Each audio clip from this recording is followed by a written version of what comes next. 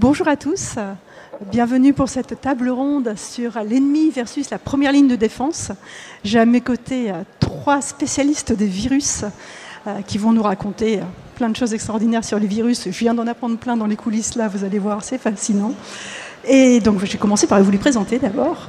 Donc Sandrine Munier, qui travaille à l'Institut Pasteur, Philippe Afonso, qui travaille également à l'Institut Pasteur, et Blandine Monel, qui travaille à l'INSERM.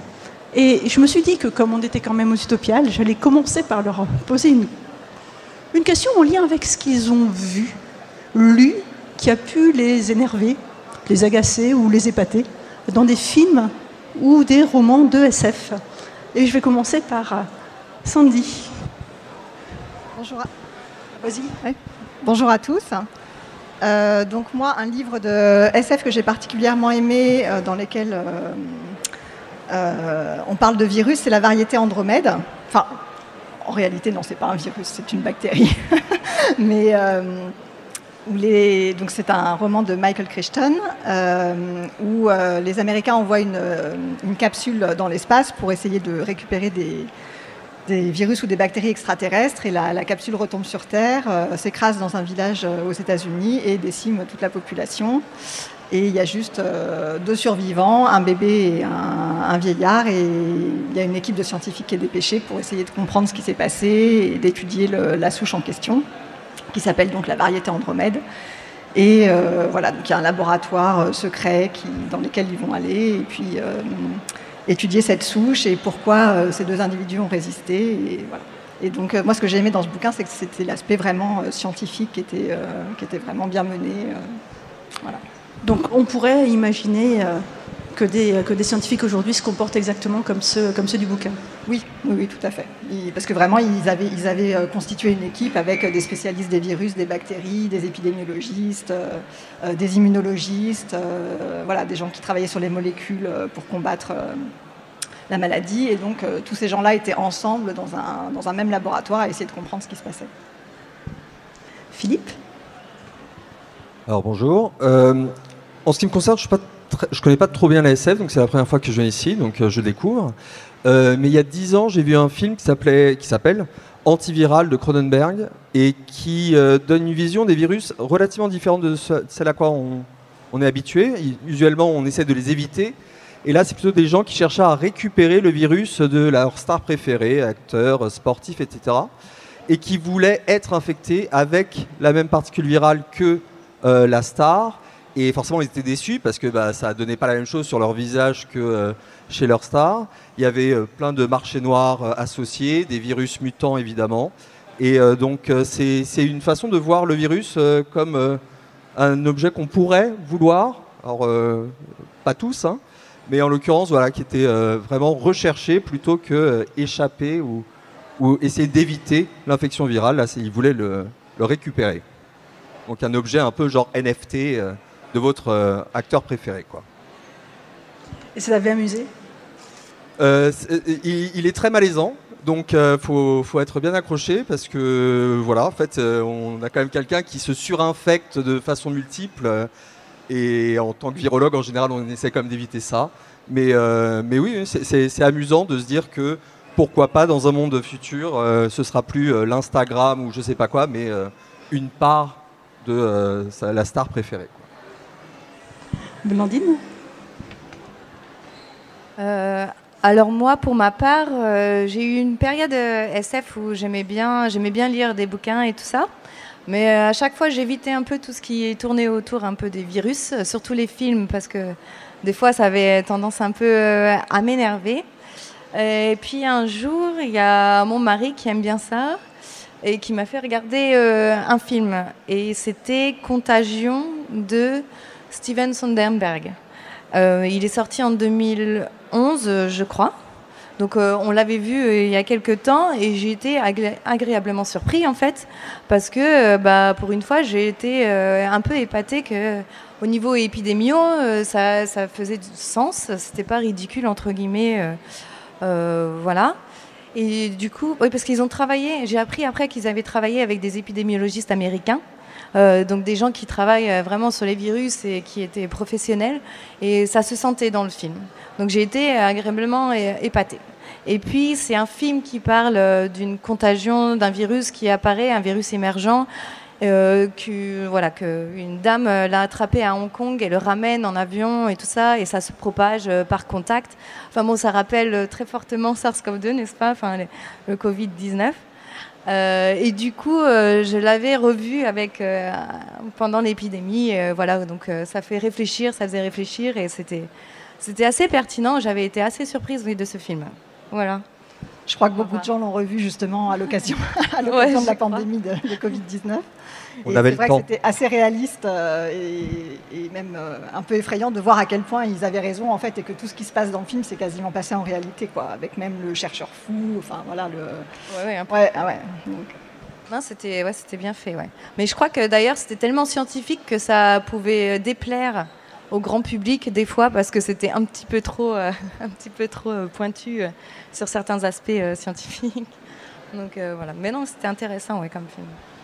On est parti de la SF. Est-ce qu'il y a dans les médias des choses qui vous agacent sur les virus et que vous aimeriez... Enfin voilà, vous avez la possibilité ici de rectifier le tir sur un certain nombre de choses.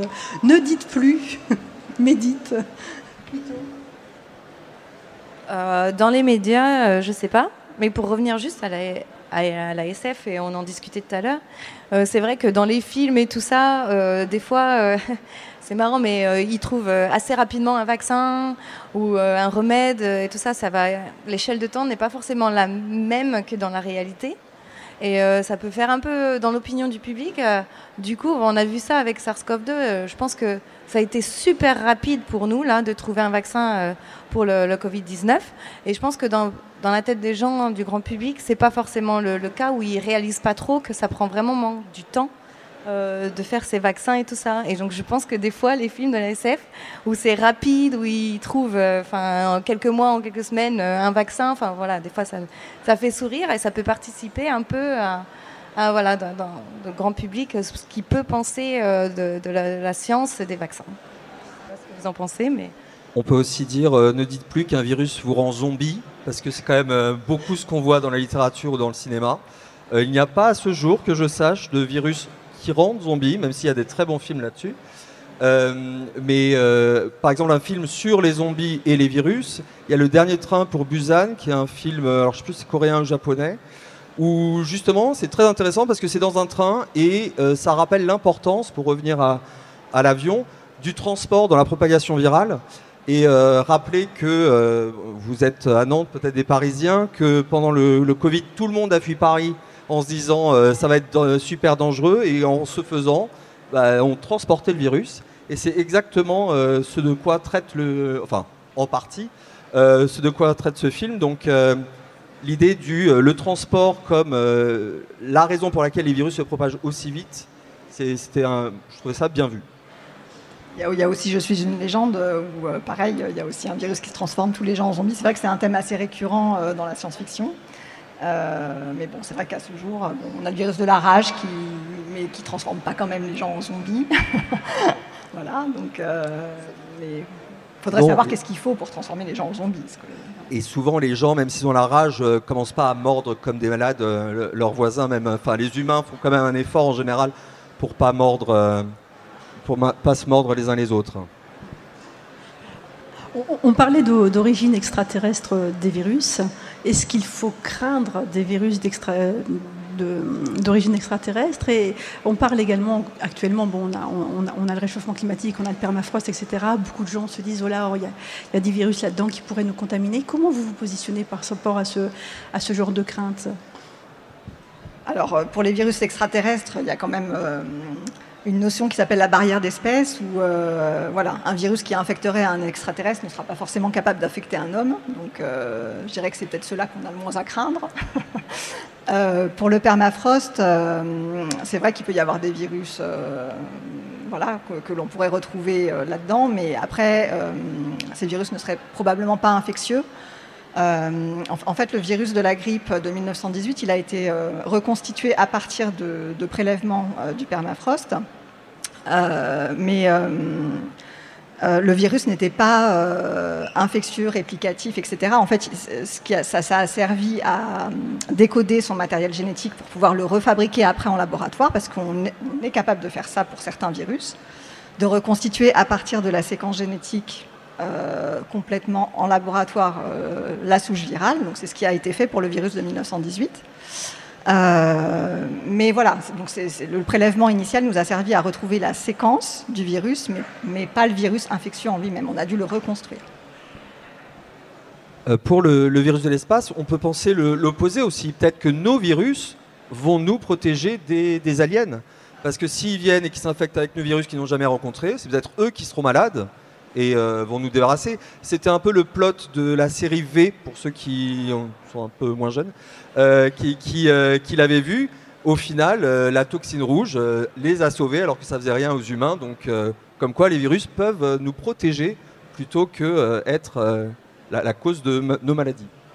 Ça signifierait qu'on ait quand même des morphologies, en tout cas des organismes relativement compatibles.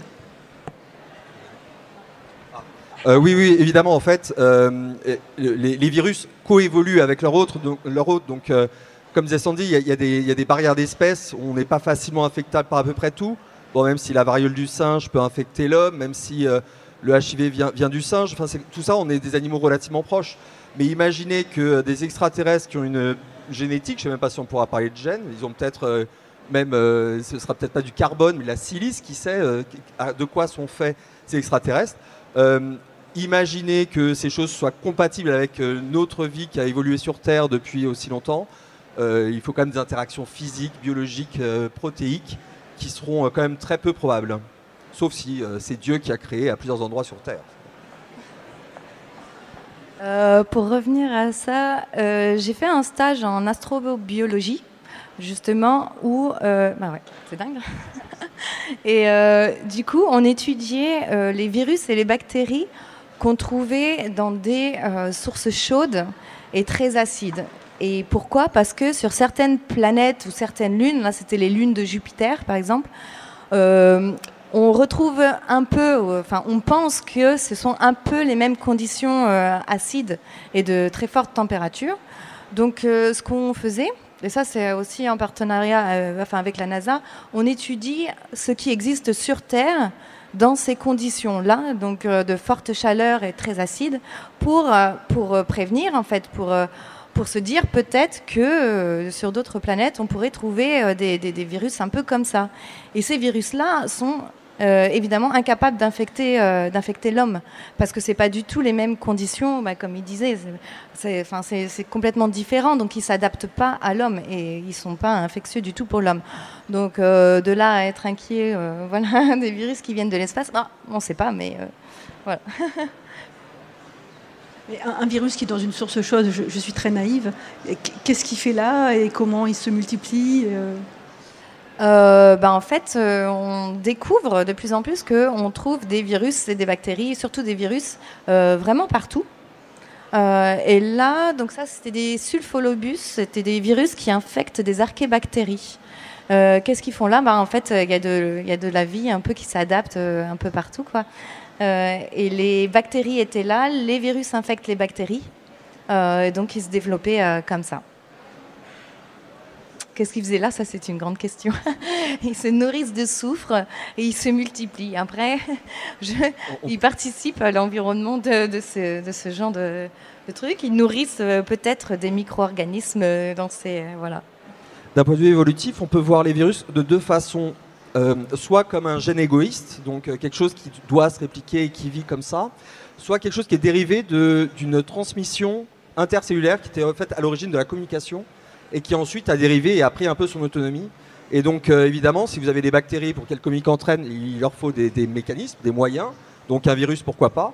Et ceci a ensuite pris le pas et est devenu autonome et s'est répliqué comme ça. Mais on parle, je ne sais pas si vous avez entendu parler des exosomes, qui sont des particules lipidiques, enfin des petites vésicules que toutes les cellules relarguent en permanence et qui sont importantes dans la communication intercellulaire. Et donc les virus pourraient dériver des exosomes ou vice-versa, on ne sait pas trop.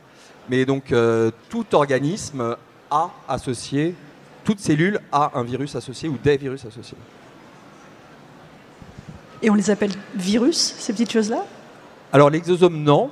Mais après, c'est un peu la limite de la définition. On ne sait plus où se termine l'exosome, où commence le virus. Voilà. C'est vraiment des problèmes de définition, après de sémantique, qui nous sont propres.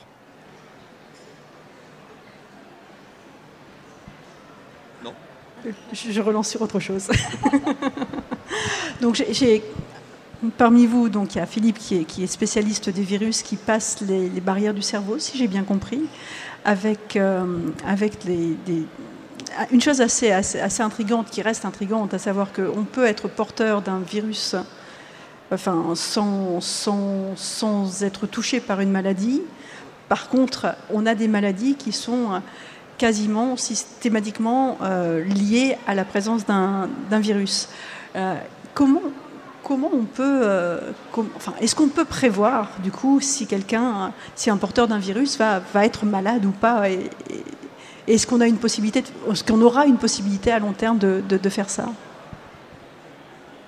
Sûrement, on espère. Alors,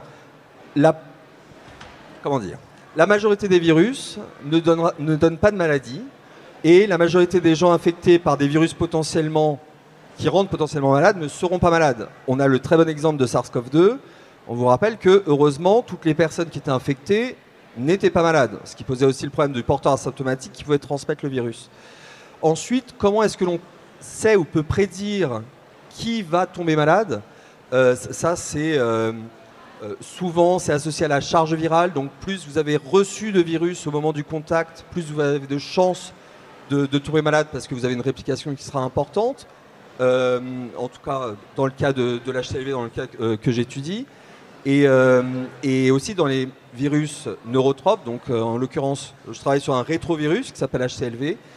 C'est la charge virale, donc la quantité de virus que vous avez pro-viral, la quantité de cellules infectées que vous avez dans le sang, qui sera prédictive de sa capacité à entrer. Mais c'est un problème de proportion, de probabilité. On n'a pas assez de critères pour savoir exactement qui tombera malade. Après, on a aussi notre système immunitaire qui va rentrer en jeu, forcément, pour se défendre. Voilà, donc, et on peut aussi avoir des prédispositions génétiques pour certains virus. Il y a ce qu'on appelle des facteurs de restriction qui vont empêcher certains virus de se répliquer. Voilà, donc ça c'est propre à chaque personne. Et l'immunité, donc il y a plusieurs couches aussi. On a une première barrière qui est l'immunité innée, qui n'est pas spécifique, qui va nous défendre contre les micro-organismes pathogènes. Et puis après, on a l'immunité qui s'appelle l'immunité adaptative, voilà, qui va être vraiment ciblée contre le pathogène en particulier. Et donc, tout ça, c'est un équilibre entre effectivement la charge de virus qu'on reçoit, l'efficacité à se défendre de notre organisme.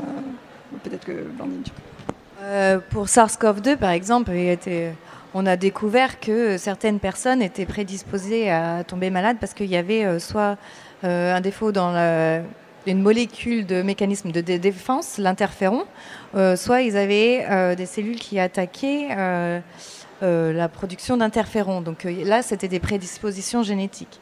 Après, aussi, moi, je travaille sur le VIH. Et en fait, on connaît maintenant le récepteur par lequel le virus rentre dans les cellules, par exemple. Et on sait que certaines personnes ont des mutations au niveau de ce récepteur qui font que le virus est incapable de rentrer dans les cellules. Mais ça reste très rare et on ne va pas séquencer et génotyper tout le monde pour savoir si on peut être infecté par le VIH ou non, quoi. Donc, enfin, pas encore.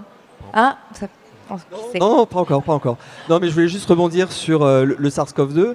Il y a la réponse immunitaire donc, qui va être protectrice, mais après, quand elle s'emballe, c'est peut-être elle qui peut rendre malade.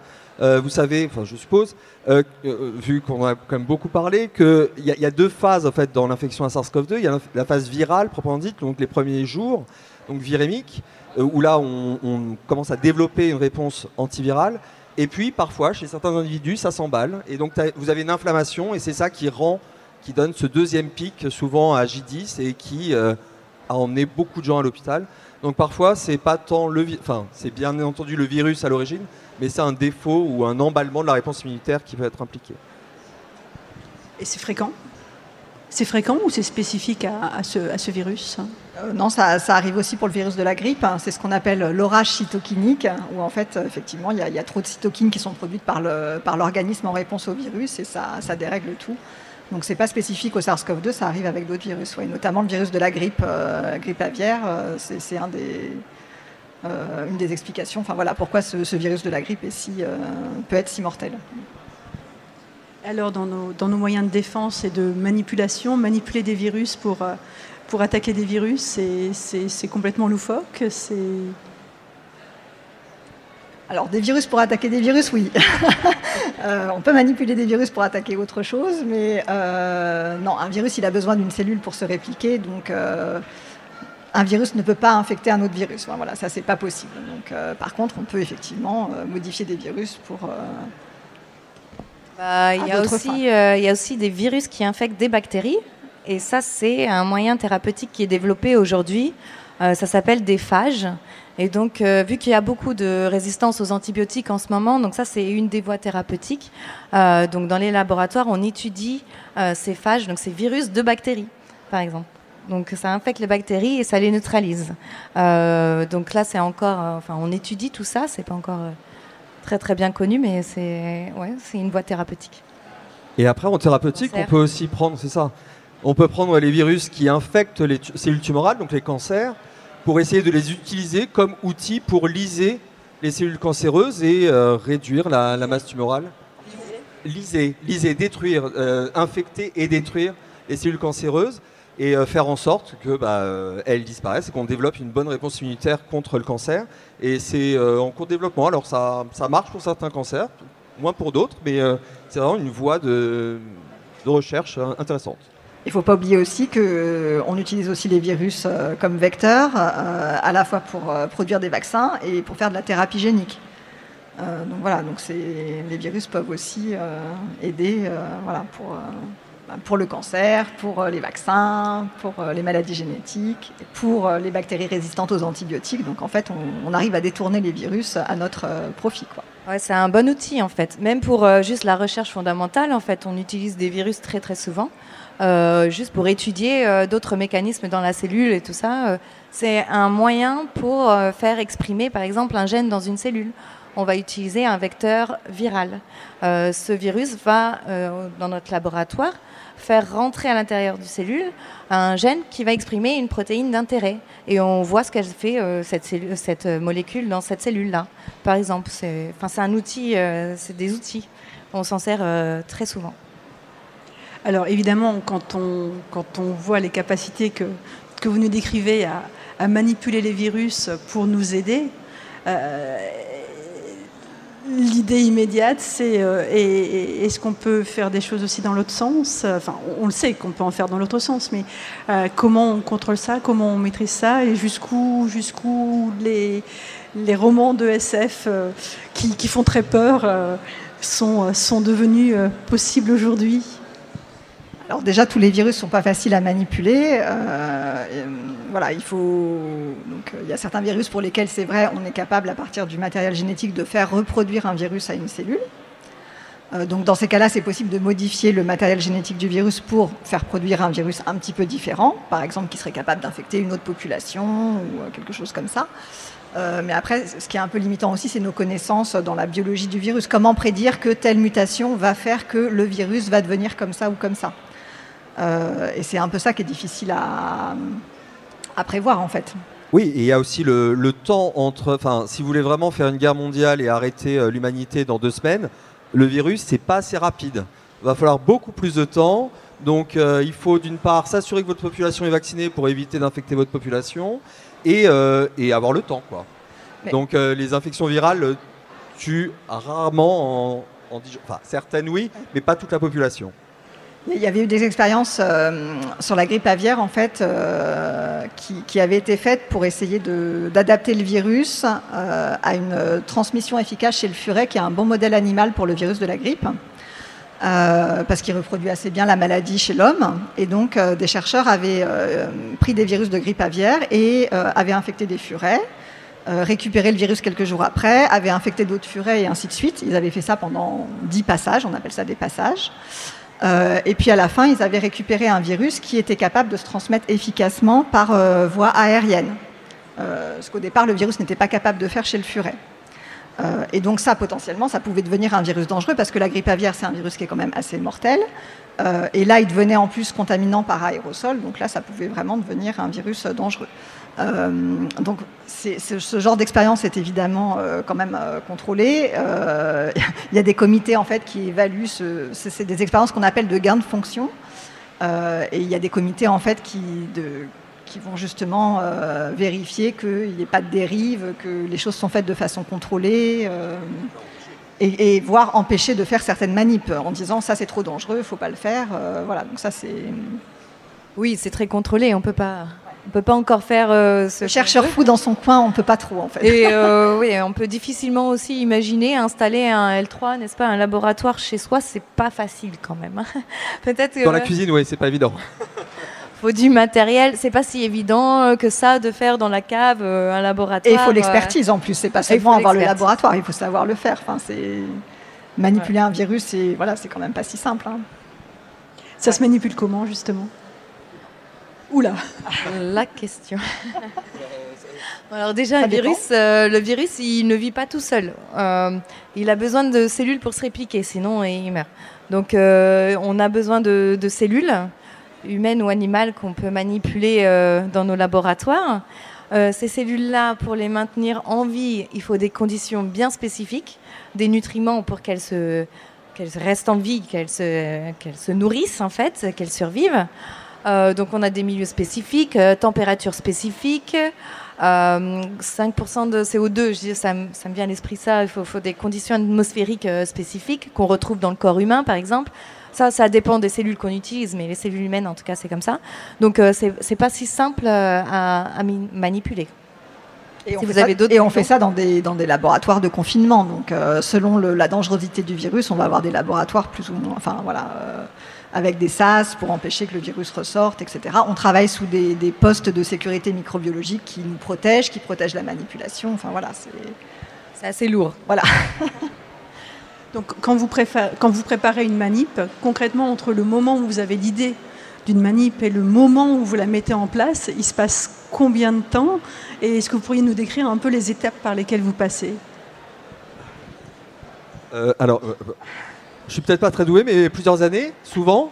En fait, tout dépend du type de manip. Si le but est de comprendre la fonctionnalité du virus, on peut juste en extraire une protéine, par exemple.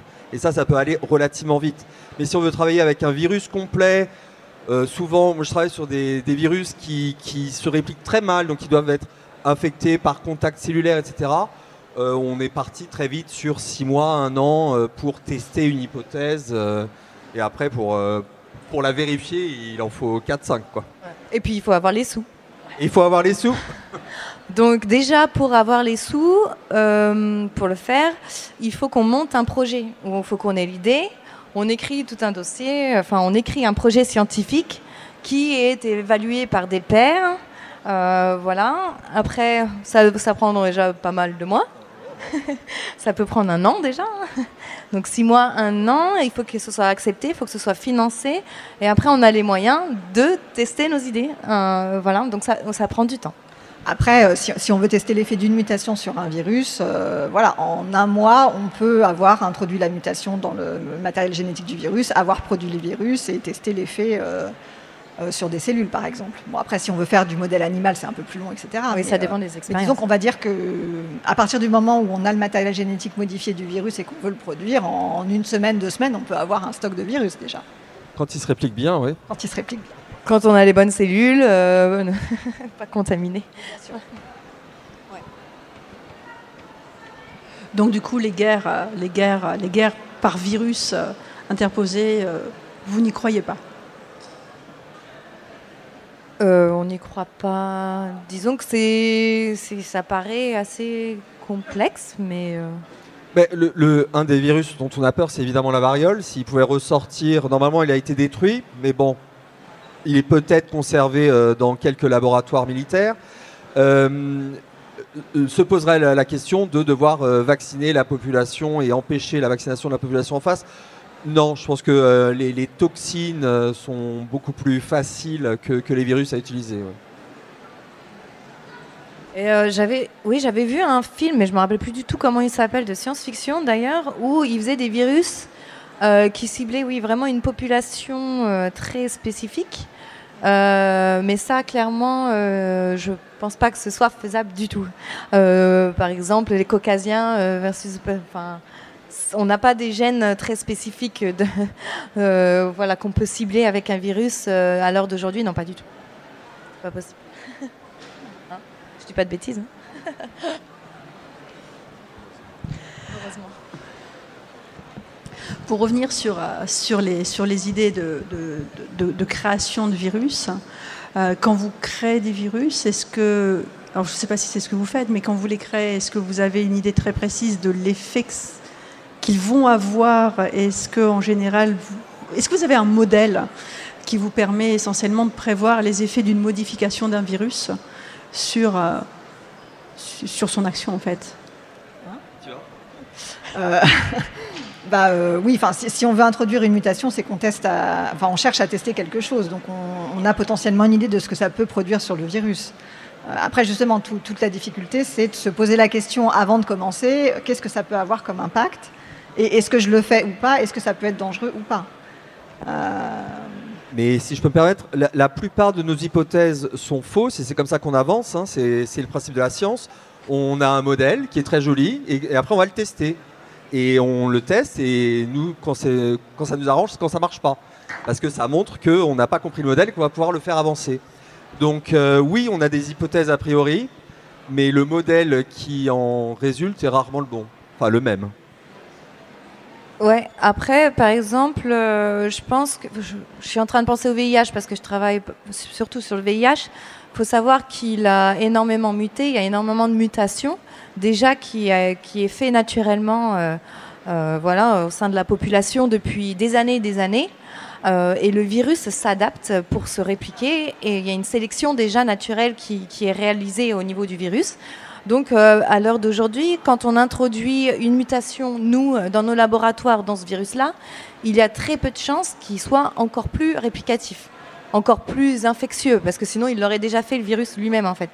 Donc, en général, c'est plutôt des mutations qui vont empêcher le virus de se répliquer. C'est plutôt délétère. C'est vrai qu'il y a tous les variants pour le SARS-CoV-2, où là, il est en train d'accumuler encore plein de mutations. Parce qu'il est encore en train de s'adapter à l'homme, voilà, donc il est encore dans un processus d'adaptation. Et il y a des hypothèses pour expliquer, par exemple, l'apparition du variant Omicron. Une des hypothèses, c'est que le virus aurait pu passer chez des rongeurs et ensuite repasser chez l'homme. En fait, il a accumulé une certaine série de mutations qui avaient été observées chez les rongeurs. Et comme ce variant, Omicron, il est un petit peu à part du reste, enfin des autres variants de SARS-CoV-2, une des hypothèses, c'était que ce variant Omicron, en fait, serait passé entre-temps de l'homme à un rongeur et ensuite du rongeur à l'homme. Voilà, et ça c'est une des hypothèses. On ne sait pas si c'est celle-ci la bonne, hein, mais... Pour rebondir là-dessus, donc il y a quand même beaucoup de virus qui sont des zoonoses, donc qui viennent des animaux, et l'effet arrive dans l'autre sens aussi, hein, de l'homme vers l'animal.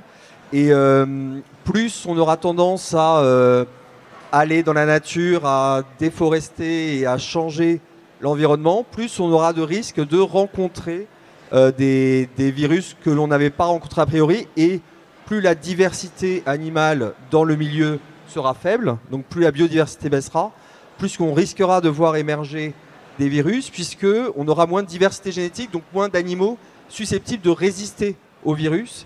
Et donc, on explique comme ça l'apparition de zoonoses de plus en plus fréquentes par le fait que, en détruisant l'environnement, on favorise l'interaction avec des virus qu'on n'aurait pas rencontrés sinon, si on était resté tranquillement chez nous, quoi. Donc, il ne faut plus bouger. On n'est peut-être pas obligé d'aller au fond de toutes les caves ou détruire toutes les forêts. Les caves? Ça, c'est pour les chauves-souris. C'est vrai qu'il y a beaucoup de virus qui sont présents chez les chauves-souris, qui sont un gros réservoir viral, parce qu'elles ont un système immunitaire qui leur permet de résister, donc d'être comme des porteurs asymptomatiques de plein de virus. Donc on retrouve plein de familles virales chez les chauves-souris, et donc c'est notamment de là qu'est sûrement parti le virus du SARS-CoV-2. On ne sait pas s'il y a eu un autre intermédiaire ou pas. La rage, Ebola, ça vient des chauves-souris aussi. Donc il y a vraiment plein de virus qui ont pour origine la chauve-souris. Voilà. Parce qu'elle est capable de se défendre. Voilà, c'est ça. Et on ne pourrait pas s'inspirer des défenses de la chauve-souris. Alors si, c'est étudié justement tout ce qui est immunité innée, donc la première ligne de défense chez les chauves-souris, ça c'est vraiment quelque chose qui est étudié pour essayer de comprendre pourquoi elles arrivent à résister au virus si facilement. Donc oui, il y a des études là-dessus qui sont faites. Évidemment, la question que je vais poser, on en est où? On en est où de quoi? De ces études? Au début. Au début. Bah oui, parce qu'il faut pouvoir cultiver des cellules de chauve-souris, donc il faut aller faire des prélèvements de chauve-souris, essayer de mettre leurs cellules en culture, parce que si on veut étudier les virus des chauves-souris, il faut avoir les cellules dans lesquelles se multiplient ces virus au départ. Donc là, il manque encore plein de modèles pour travailler, quoi. Et d'outils. Et la plupart du temps, on utilise des anticorps pour reconnaître des protéines et des choses comme ça. On en a plein contre les protéines humaines, parce qu'on les travaille depuis des dizaines d'années. Contre les chauves-souris, il y en a déjà beaucoup moins. Donc on les détecte moins facilement. Donc pour étudier leur rôle, c'est moins facile. Donc essentiellement, les chercheurs dans les prochaines années, ou en tout cas les jeunes qui se destinent à la recherche dans les virus, on leur proposera de travailler sur les chauves-souris. C'est possible, oui. Oui, et tous les réservoirs identifiés.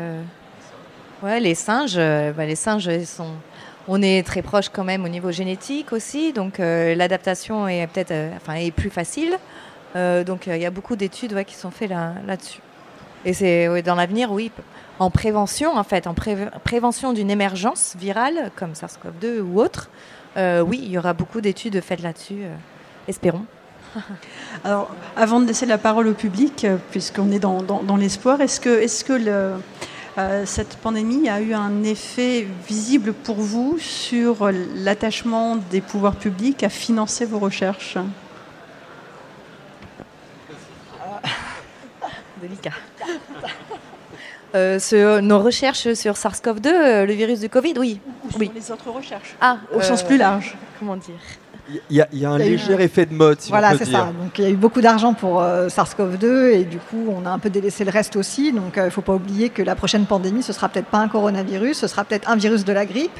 Et si plus personne ne travaille là-dessus, lorsqu'il y aura une prochaine pandémie avec un virus grippal, on ne saura peut-être pas quoi faire. Donc il ne faut pas non plus tout abandonner les recherches sur les autres virus à côté, sur Ebola, voilà. Donc c'est vrai qu'il y a eu un peu un effet de mode avec plein de moyens. Donc ça a été super parce que ça nous a permis vraiment de trouver plein de choses. Mais voilà. D'avancer vite. D'avancer vite.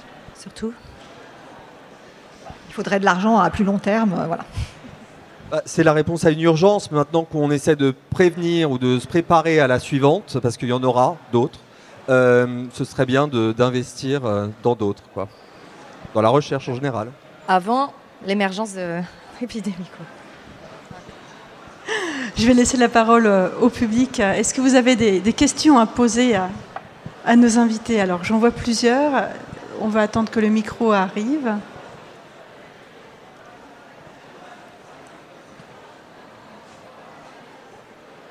Alors quelque part par ici, par exemple, voilà. Bonjour, merci pour votre intervention. Moi, je me suis posé une question, en fait. Est-ce qu'on a une idée ou est-ce qu'il y a un modèle qui permet de schématiser l'équilibre qu'a l'évolution d'un virus entre la dangerosité pour l'autre et sa viralité Est-ce qu'il y a un point d'équilibre précis qui est atteint à un moment de l'évolution ou est-ce que c'est complètement différent, quel que soit le virus Il y a quelque chose que vous entendrez sûrement, que vous avez déjà entendu, c'est que plus le virus reste en contact avec son hôte, plus il est atténué, on dit. Donc moins il sera virulent. À cela près qu'il y a un problème d'échelle de temps. L'adaptation d'une population, ce n'est pas l'adaptation d'un individu. Donc l'adaptation se fait par écrémage de la population non résistante. D'accord ? Donc oui, sur le long terme, il y a une adaptation, une coévolution. Mais qui suppose une mortalité assez importante dans la population, qui fait que les gens résistants survivront. Et il y a comme ça des écrémages, des nouveaux gènes qui apparaissent dans la population. Mais à court terme, alors certes ça a marché, ou ça semble avoir marché sur SARS-CoV-2, encore que, faut pas oublier l'impact du vaccin.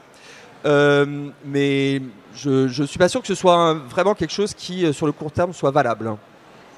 Ouais, et je pense que ça dépend vraiment aussi des virus, car le VIH, encore une fois, se multiplie très rapidement et acquiert énormément de mutations, alors beaucoup plus que SARS-CoV-2. Et il y a des virus qui se répliquent plus doucement ou qui ont un plus gros génome ou qui sont plus exacts dans leur réplication, donc qui introduisent moins d'erreurs et donc moins de mutations. Après, il faut savoir que les virus aussi beaucoup plus mortels, entre guillemets, oui, comme Ebola ou les choses comme ça, ils n'ont pas le temps, l'adaptation est un peu... C'est pas évident de s'adapter quand il y a autant de mortalité, quoi. Donc oui, ça dépend aussi pas mal du type du virus, de pas mal de facteurs. Donc il n'y a que des cas particuliers et pas de général, pas de généralité. C'est difficile de prédire, en tout cas. Il n'y a pas vraiment un modèle exact pour tous les virus. C'est vrai que pour la grippe, c'est aussi un peu comme le SARS-CoV-2, ça a tendance aussi à... La dangerosité du virus a tendance à s'atténuer avec la transmission, enfin le temps où le virus est présent chez l'homme, le virus a tendance à s'atténuer quand même. C'est rarement dans l'autre sens, en fait. Mais c'est vrai que ça dépend des virus. Une autre question, monsieur? Oui, bonjour. Vous n'êtes pas vieux tous ici, mais justement, depuis vos études et là où vous en êtes actuellement dans vos carrières, est-ce que vous avez déjà pu percevoir certaines orientations de la recherche ou sans chasse dans votre domaine, la virologie, qui aurait décliné, au contraire des nouveaux axes de recherche qui vous semblent prometteurs, de nouvelles orientations? Et la deuxième mini-question, c'est avez-vous vu le documentaire qui est passé sur Arte la semaine dernière qui s'appelle « Des vaccins et des hommes » et si oui, voilà, qu'en avez-vous pensé? Merci. Non, moi, je ne l'ai pas vu, donc je peux pas... Je ne l'ai pas vu non plus. Non, pas de chance, on ne pourra pas rebondir là-dessus. Il faudra expliquer ce qu'il y a dedans et on en parlera après. On le regardera en replay. On va aller voir. La première question était... Ah, des changements.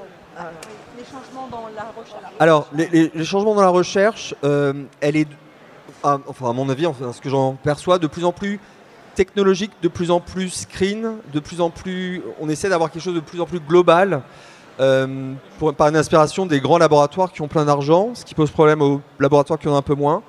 Mais c'est à peu près la seule... Oui, après aussi, comme tu disais tout à l'heure, il y a des effets un peu mode. Parce que j'ai fait ma thèse sur le VIH, après j'ai travaillé sur Zika parce qu'il y avait la pandémie Zika. Après, du coup, j'ai travaillé sur SARS-CoV-2 parce que aussi on suit un peu les financements. Après, j'ai toujours travaillé sur le VIH, voilà, par conviction. Donc il y a un peu des effets de mode comme ça. Après, je pense que ouais, tu as raison, ça devient de plus en plus multidisciplinaire et on essaye d'aller faire quelque chose de beaucoup plus translationnel aussi. De travailler de plus en plus aussi avec le privé pour aller enlever les barrières qui existent entre les laboratoires de recherche fondamentale publics et puis les laboratoires privés qui développent ensuite les thérapies. Donc on essaye d'aller vers quelque chose de beaucoup plus translationnel, on appelle ça. Bon, par exemple, les virus oncolytiques, nous, quand on était étudiants, voilà, personne ne savait, on n'avait pas eu l'idée de ça encore. Donc il y a quand même des pistes qui n'existaient pas quand on était étudiant et qui maintenant sont vraiment très prometteuses. Donc les virus oncolytiques, la phagothérapie, le microbiote, tout ça, c'était des choses qui, nous, quand on était étudiants, on n'en avait jamais entendu parler, quoi. Donc, Et l'information, du coup, circule par le biais des conférences, des publications. C'est comme ça que vous vous formez aux nouvelles approches? Bah oui, on lit la littérature scientifique, on s'intéresse, on est toujours curieux. Hein. Et c'est là où on est peut-être un peu vieux, parce que la nouvelle génération regarde surtout sur Instagram les publications, alors que nous, on va sur Internet chercher... c'est vrai que maintenant, il faut être sur Twitter pour savoir les derniers articles à la mode. Moi, c'est vrai que... Maintenant, c'est comme ça qu'on est au courant des dernières nouveautés, c'est par Twitter, quoi. Donc, c'est vrai encore plus rapide. Ouais. Depuis SARS-CoV-2, là, j'ai vu vraiment Twitter... J'avais pas compte avant. C'est ça, maintenant on est un peu tous obligés d'avoir un compte parce que sinon on n'est pas au courant des dernières nouveautés aussi vite que le reste de la communauté, quoi. Donc, il y a des gens qui résistent. Encore? J'y vais pas tous les jours non plus. Une autre question, peut-être par ici? monsieur. Bonjour. Tout à l'heure, vous disiez que pour comprendre un virus, il suffisait d'extraire la protéine. J'ai peut-être pas bien compris. Et est-ce que du coup, il y a une certaine bijection en quelque sorte, donc plusieurs virus peuvent extraire la même protéine ou quelque chose comme ça? Alors, c'est pas tout à fait ce que j'ai dit, je vais essayer de réexpliquer. Souvent, on étudie protéine par protéine parce que c'est plus simple. Dans le cas de l'HTLV, donc le virus que j'étudie, il y a une protéine qu'on sait être à l'origine du cancer, donc on va pouvoir l'étudier spécifiquement. Après, est-ce qu'il y a une bijection? On se rend compte qu'en fait, les virus, quelle que soit la famille, finissent par interagir avec globalement les mêmes protéines, vu que dans nos cellules, globalement, de façon très générique, hein, on a globalement les mêmes protéines. Donc, si vous cherchez, quand vous étudiez un virus oncogène, quelle que soit sa famille, il va finir par, on dit taper sur les mêmes voies, il va interagir avec des protéines de la même voie, et donc, en général, oui, il y a quand même une convergence dans les mécanismes, en tout cas de l'oncogénèse, hein, je ne parle pas en général. Donc, en étudiant justement en étudiant plusieurs virus oncogènes de familles différentes, ça nous permet de savoir quelles sont les voies les plus importantes là-dedans, et pourquoi pas par la suite, mais ça c'est à long terme, développer des traitements qui pourront aider à traiter plusieurs cancers. C'est un peu l'espoir qu'on a. Il y a une question juste derrière.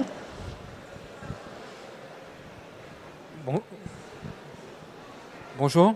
J'ai l'impression qu'on parle toujours des virus de façon très négative, à part quand on les utilise volontairement en tant qu'être humain, mais je parle dans le règne du vivant.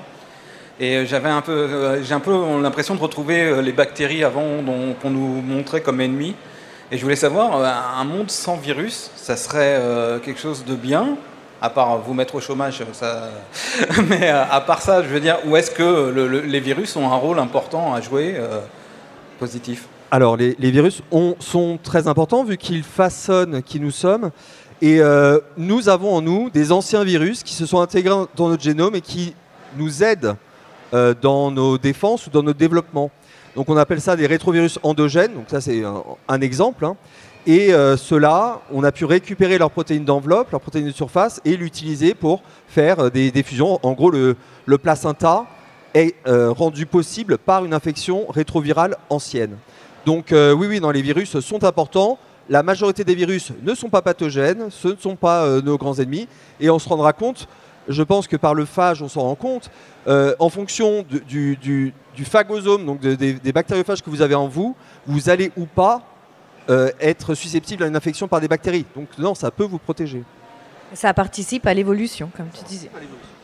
Et le microbiote, dans le microbiote, il y a des virus, hein, il y a des tonnes de virus. Donc on est systématiquement porteur sain d'un nombre de virus assez impressionnant. Oui, oui. Et de bactéries aussi, du coup, puisque le microbiote, évidemment, il y a aussi. Il y a à peu près 10 fois plus de bactéries que de cellules. Il y a à peu près 10 fois plus de virus que de bactéries. Donc vous imaginez, nous les transportons en permanence. On a tous les mêmes? On ne les connaît pas tous aussi.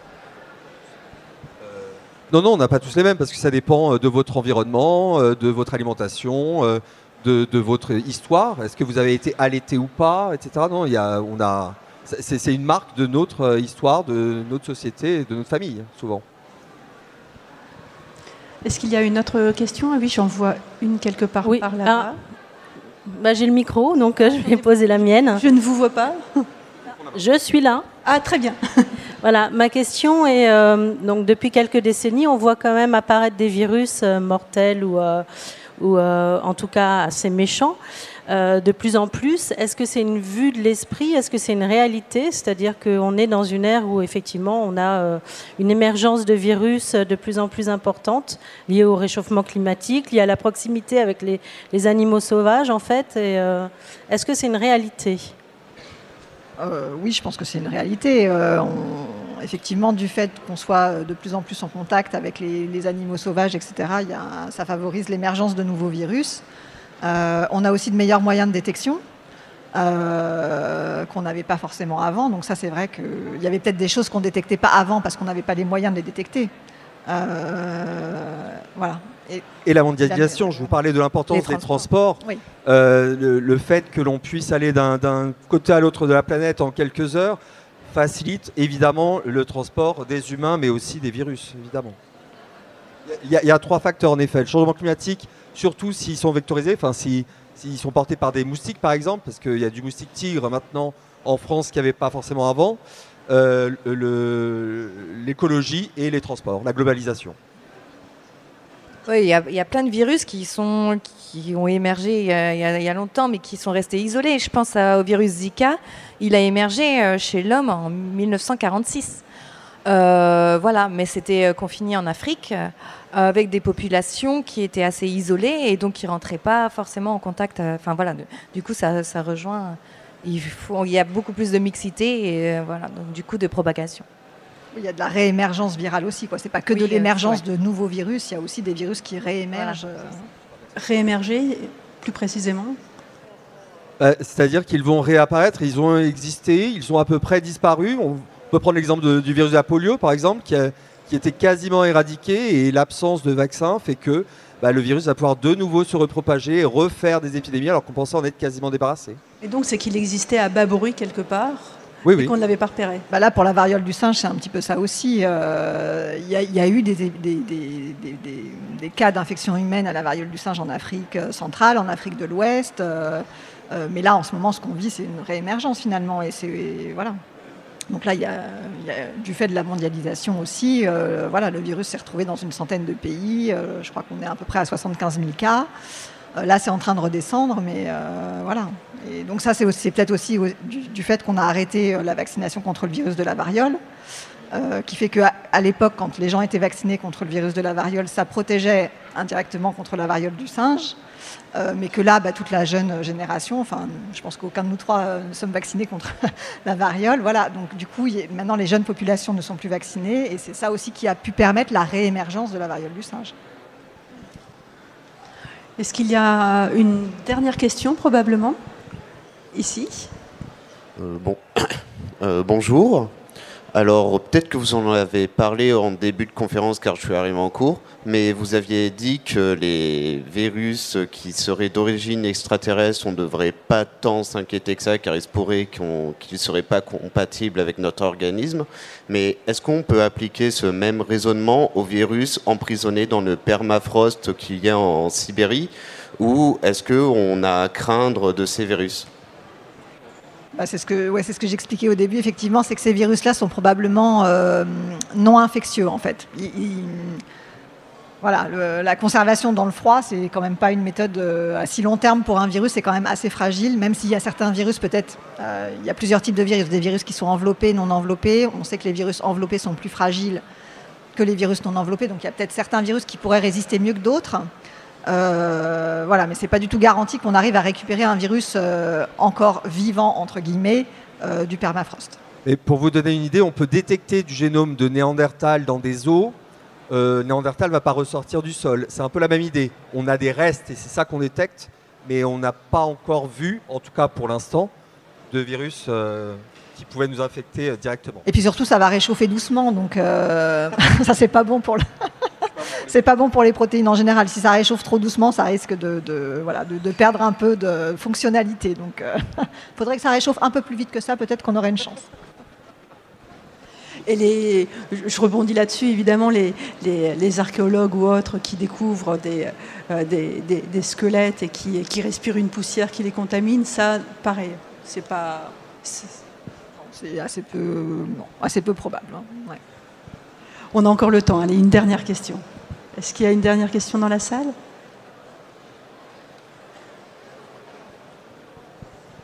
Pas de dernière question? Du coup, on a quelques minutes quand même. J'ai envie de vous laisser la parole, tout simplement pour les choses que vous auriez eu envie de dire et que vous n'avez pas eu l'occasion de dire pendant cette table ronde. Ou des messages que vous souhaiteriez faire passer au public concernant typiquement la protection contre les virus. 2 messages. Pour les jeunes, faites de la bio. Et pour les plus vieux, donnez de l'argent à la recherche. Voilà. Merci. Ça, c'était le message de Philippe. Blandine? Je réfléchissais à la dernière question au niveau du réchauffement climatique, en fait. Il y a la décongélation des sols et tout ça, mais il y a aussi tout ce qui est les moustiques, par exemple, et toutes les populations animales qui changent à cause du réchauffement climatique. Et ça peut apporter éventuellement des maladies dans des endroits, dans des nouveaux endroits, tout simplement. Je pensais à ça, au réchauffement climatique. C'est plutôt ça, à mon sens, qui est le plus grand risque. Donc le palu en France, c'est pas impossible. Ça va revenir peut-être. Ouais, ça c'est un des risques à mon avis majeur. Plus que les petits virus congés dans le sol. Ouais.